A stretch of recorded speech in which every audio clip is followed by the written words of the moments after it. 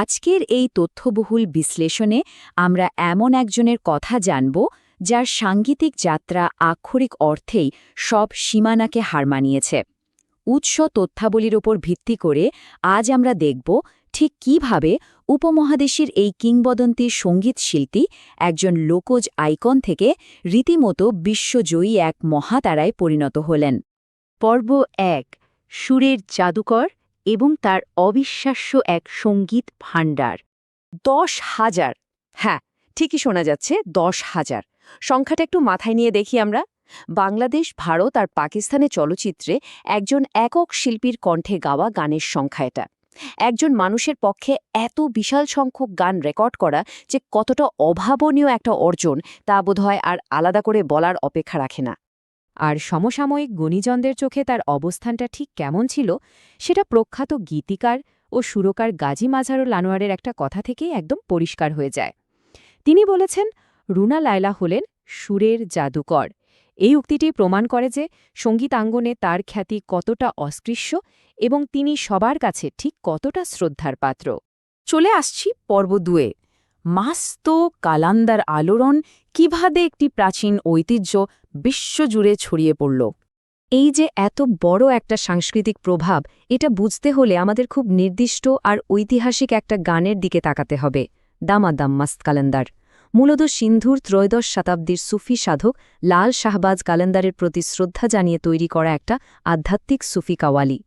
দক্ষিণ এশিয়ার সাংগীতিক ঐতিহ্যের অত্যন্ত মৌলিক একটা অংশ এটি, যার শেকড় প্রাচীন আধ্যাত্মিকতায় গভীরভাবে প্রথিত। ইতিহাসের পাতা ঘাটলে দেখা যায় শত শত বছর ধরে গানটা কিভাবে বিবর্তিত হয়েছে। সেই ত্রয়োদশ শতাব্দীতে আমির খসরুর মূল কবিতা, তারপর অষ্টদশ শতাব্দীতে সুফি কবি বুল্লে শাহর পরিমার্জন, এরপর ১৯৫৬ সালে জাবুরু ছবির জন্য মাস্টার আশিক হোসেনের সুর, আর ১৯৬৯-এ দিলান দে সৌদে চলচ্চিত্রে এর আধুনিক রূপ। কিংবদন্তি সাধকদের থেকে শুরু করে আধুনিক সেলুলয়েডের পর্দায় এই গানের বিবর্তন সত্যি চমকপ্রদ। কিন্তু সবচেয়ে চমকপ্রদ ব্যাপার হল এই গানটিতে রুনা লায়লার নিজস্ব একটা জাদু আছে। তার অসামান্য পরিবেশনায় কিন্তু এই প্রাচীন সুফি গানটিকে এর আঞ্চলিক গণ্ডির বাইরে নিয়ে যায় এবং রীতিমতো একটা গ্লোবাল পপ কালচার ফেনোমেননে পরিণত করে। এবার পর্ব ৩, অ্যাবি রোড ডিস্কো যুগ, সিন্থ আর ফাঙ্ক মিউজিকে এক অভাবনীয় বাগবদল। এখানে কিন্তু দারুণ একটা বৈপরীত্য আছে। একদিকে প্রথাগত প্লেব্যাক, যেখানে শুধুই অ্যাকস্টিক বাদ্যযন্ত্র, লোকজ শেকর আর সুফি ঐতিহ্যের ছোঁয়া, আর ঠিক অন্যদিকে ১৯৮২ সালের সুপারুনা অ্যালবামের সিনথেসাইজার, ভারী ব্রাশ আর ফাঙ্ক সোল মিউজিক। প্রাচীন আধ্যাত্মিক শেকড় থেকে সরাসরি ৮০ দশকের ডিস্কো বিটের এই যে রূপান্তর, এটা রীতিমতো অবিশ্বাস্য।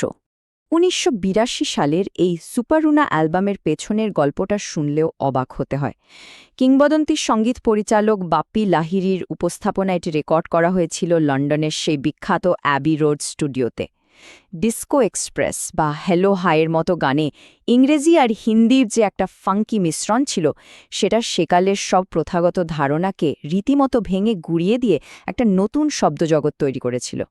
চলে আসছি পর্ব ৪-এ, রেকর্ড ভাঙা উত্তরাধিকার, যেখানে ভাষা আর ভৌগোলিক সীমানা বলতে কিছু নেই। পরিসংখ্যানের দিকে তাকালে খুব সহজেই বোঝা যায় একটা গ্লোবাল ব্রিজ বা বৈশ্বিক সেতুবন্ধন ঠিক কতটা বিশাল হতে পারে।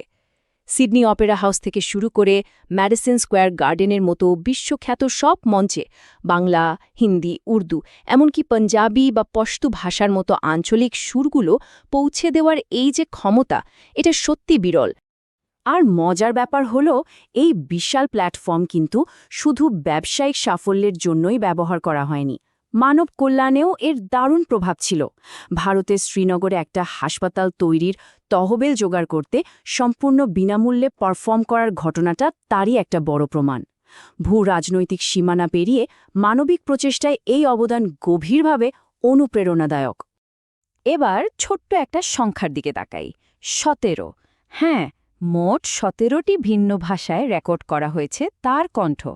একবার ভাবা যায় একটা মানুষের কতটা বহুমুখী প্রতিভা থাকলে এতগুলো ভাষায় সাবলীলভাবে গাওয়া সম্ভব। আর এই যে আঞ্চলিক গণ্ডি পেরিয়ে অবিসংবাদিত বিশ্ব তারকা হয়ে ওঠার গল্প, এটা কিন্তু কোনো রূপকথা নয়, বরং একদম দালিলিক সত্য। এত বিপুল সংখ্যক গান আর ভাষার বৈচিত্র্যের চূড়ান্ত স্বীকৃতি হিসেবেই গিনেস বুক অফ ওয়ার্ল্ড রেকর্ডসে তার নাম অফিসিয়ালি জায়গা করে নিয়েছে। এটা নিঃসন্দেহে একটা অসামান্য মাইলফলক। আজকের এই বিশ্লেষণের শেষে এসে একটা প্রশ্ন কিন্তু মনের মধ্যে উকি দেয়।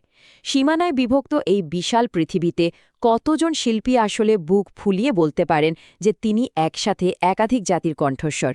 সঙ্গীত যে কিভাবে বাহ্যিকভাবে বিচ্ছিন্ন বলে মনে হওয়া সংস্কৃতিগুলোকে একত্রিত করতে পারে আর ঐতিহাসিক বিভেদ মুছে দিতে পারে, এই উপাত্তগুলো আমাদের ঠিক সেটাই মনে করিয়ে দেয়।